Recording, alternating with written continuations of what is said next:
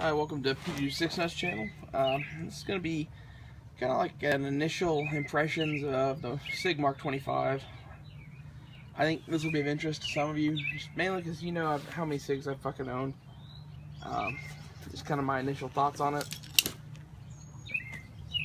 I'm going to have this gun for a while, so a year or two, I'll probably do a full review after the gun's nice and fucking worn in. I had a Sig Navy Special Edition back in the day. When I heard they were coming out with these, I sold it. That was 2 years ago. Now finally getting the Mk25 I wanted. I ended up getting the threaded barrel for a few reasons. I'm probably gonna get a suppressor eventually. So there's that. It was the only one the guy had at the time, and I did the math. It's like 40 bucks more, and I think the threaded barrel looks cool. Okay, so initial impressions. The muzzle nut was put on with like red Loctite. I don't know if you can see that, but it took a lighter and a fucking wrench to get that thing off, or not wrench, vice grips. I started out with all sorts of soft jawed shit and like strap wrenches. It was tearing the fuck out of those. And then it got a minor ding on it. I was like, okay, well, I'm having to replace it anyway. Fucking vice grips. And it took a lighter heating up the fucking thread locker mixed with the vice grips to get the fucking piece of shit off. That's a negative.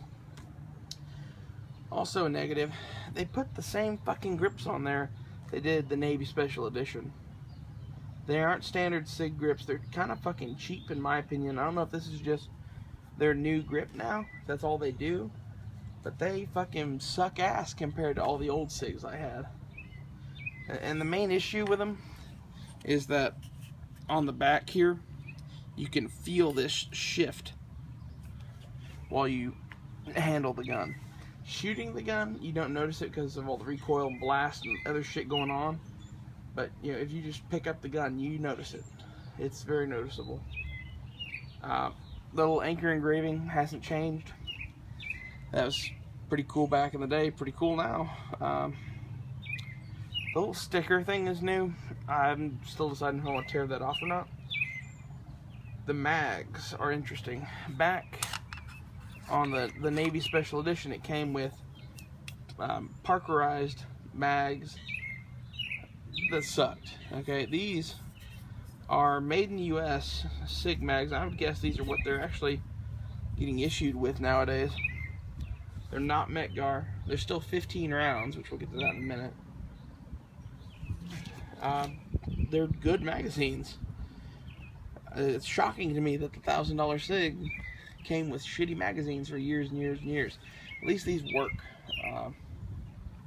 I'm still gonna buy Metgar 18 rounders.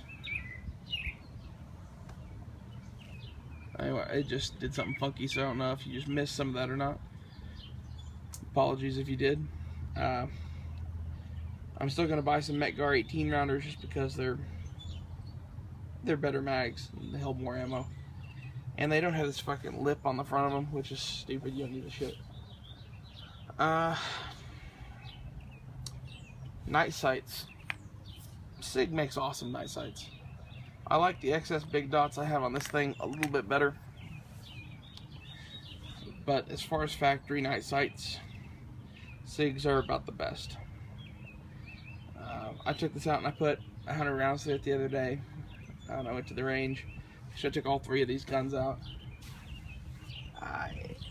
It was good. It's, you know, shooting it back to back with this 1911 was interesting. The 1911 is way more accurate. I don't care what you say. It is. It's more accurate than any of those guns. Especially that one. That was kind of turned into a little bit of a race gun. It did good. It was a respectable service gun. And it can fucking shoot fast. That's what I love about the Sigs. It may not be the most accurate handgun. And by not the most accurate, I mean 25 yards, you're talking probably 3-4 inch groups. You're not going to get tighter than that with a Sig. And not with those sights anyway. Not with that trigger. You improve the sights and the trigger, you could tighten those groups up considerably. Or if you were on a rest, you could probably do it. But that's more than adequate enough to hit a human head at 25 yards, and that's really what you should be going for. But the impressive thing is, the Sig shoots that 3 to 4 inch group, slow fire, and if you machine gun it, like just shoot as fast as you can, and you can actually shoot that fast accurately, it'll do the same group. I mean, for me, it doesn't matter if I'm doing bang, bang, bang, or if I'm going bang, bang, bang, bang, bang, bang, bang, like if like a machine gun. It lands in a group about like this.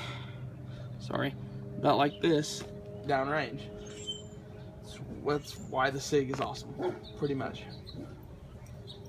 A lot of people who just seen this gun go, well, you're going to put the short reset trigger in it, aren't you? No. Quit fucking saying that ignorant ass shit. No Sig in the world needs a fucking short reset trigger. If you think it does, go back and buy a fucking Glock. I mean, just go do it. You don't need a fucking Sig. Obviously, you're too fucking stupid. Sorry, that's just my opinion. I hate that trigger so goddamn much, though. The short reset trigger ruins the feel of a Sig.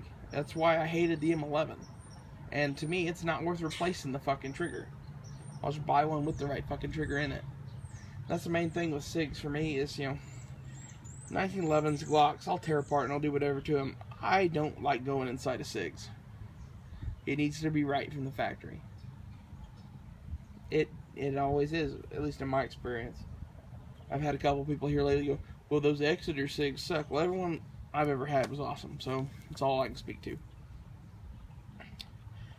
Other first impressions, Sig has dropped the ball on their boxes. I mean, you used to get a nice case when you bought a Sig, and I think you should, for as much as you're paying. Now you get some piece of shit box that they used to put with the SP 2022s. That's on all their guns. Blah. Hate that piece of shit. Oh, some people might be like, you know, well, how does the threaded barrel carry? Because they know I carry my 226. I don't think it makes a difference. I was going to buy a standard barrel.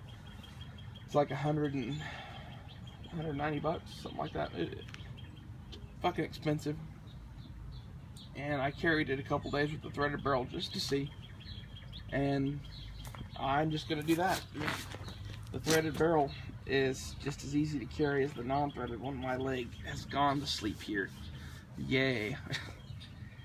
I would not spend extra money to get a non-threaded barrel just to carry it. Just buy the threaded one. I think all guns should come threaded at this point. I will add that the thread protector, once loosened, does shake loose from the gun while being shot. I think that's real interesting. Probably why that red Loctite was on there, to be honest with you. But it's kind of bullshit that you sell a threaded gun with the thread protector red Loctited on. Okay, well, this is initial impressions and overview of this thing. Show you the other side just for shits and giggles. I mean, there's no real reason. I do like the mil-spec rail. So that Sig spec rail, much better. It's a good gun. I really do quite like it, despite the grips. I'm not going to change these grips. They are better than the Navy's grips in some ways. Not by much, by a little. I had to fix the Navy's grips because they were absolute garbage. I don't know what the difference is, but my foot's still asleep. Anyway, like, follow, subscribe, do whatever the fuck you want to do. Be sure to check me out on Instagram, P26Nut. You can see pictures of all these guns. I'll catch you guys later.